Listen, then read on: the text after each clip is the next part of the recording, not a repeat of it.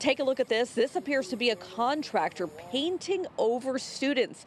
These students are seen standing in front of a Palestinian mural that had been painted on the school's spirit wall. There's nothing worse than when protesters are blocking roads or pulling these publicity stunts. But you got to admit, that's pretty stone cold. That guy didn't flinch. He just took it to the face. And you can tell the guy who's spraying it doesn't give 0 Fs. And as you can see in this image, the spirit wall is labeled as a space for expression to take place. This is something that really got a lot of traction online, and one organizer of the student-led protest tells us he was disappointed by these actions.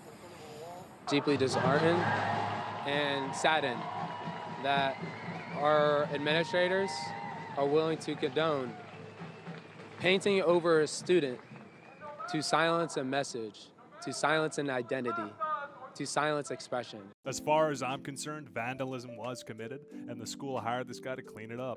He's committed to completing the job, and those protesters standing there know they're going to get some paint on them. They've accepted it. And if anything, them taking that paint to the face has only added to their viewership and their reach and their message. So in the end, I think everyone here won.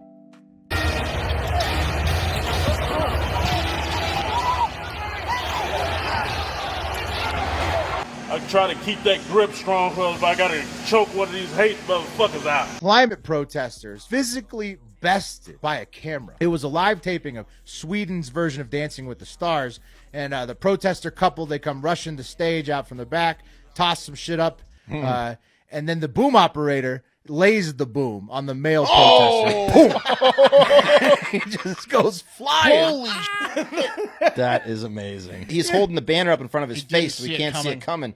Oh my God. Damn, that was a good hit. I wonder if he lost any teeth. That's probably going to take him out of action for a little bit. No more interrupting or damaging art pieces for this guy.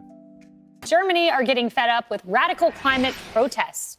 This woman is going viral after she pulled one activist off the road. Get this, look at that, by her hair.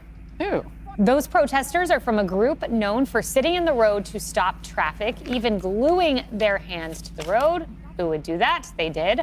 German police took some protesters into custody, but they also say they're investigating possible criminal charges against that woman who yanked the protester away. As far as I'm concerned, they're taking out the trash and restoring productivity back to society. These people want nothing but attention and to make themselves martyrs. They're not changing anything with this type of protesting. They're only annoying people who just want to go to their jobs and work.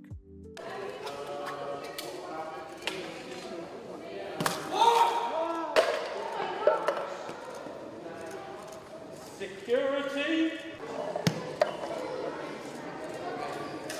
What is worth more, art or life? Is it worth more than food? Worth more than justice? Are you more concerned about the protection of a painting or the protection of our planet and people? The cost of living crisis is part of the cost of oil crisis. Fuel is unaffordable to millions of cold, hungry families. They can't even afford to heat a tin of soup. The irony is that so many people can't even afford a can of soup, and she's throwing it away as if it's nothing. Yet here we have a pink-haired feminist brat trying to garner attention for her useless cause. And for anyone wondering, the paint has glass on it, so her mark will not be felt long-term. Car crash actually linked to one of my circle of friends. She died because an ambulance couldn't get through because your protesters, Just Stop Oil, were blocking the road and the ambulance couldn't get through in time. She couldn't get the help she needed and she died. Earlier you said that you are a peaceful protester. My friend is dead. How do you answer that?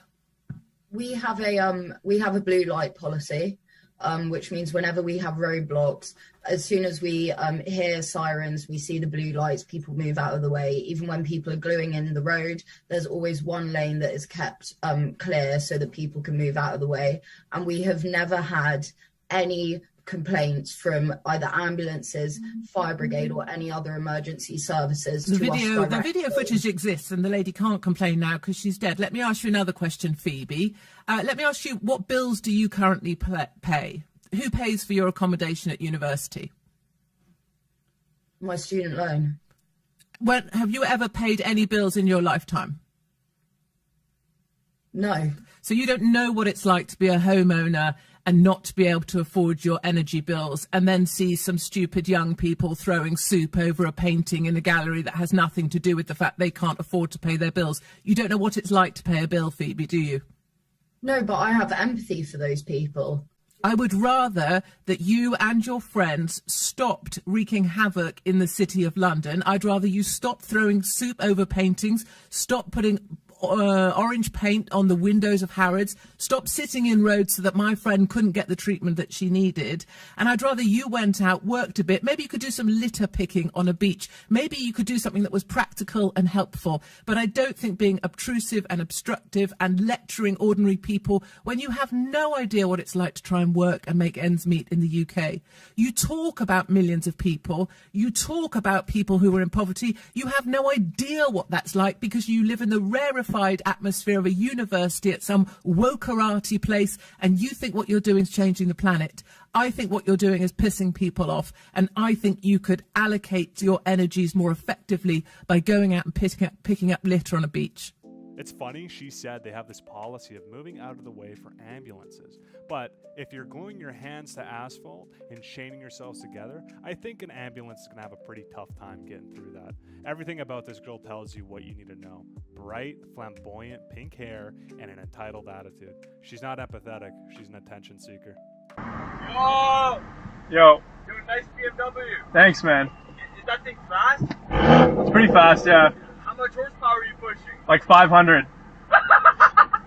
That's nothing. That's so slow. That's pretty quick. You want to see fast? I'll show you fast.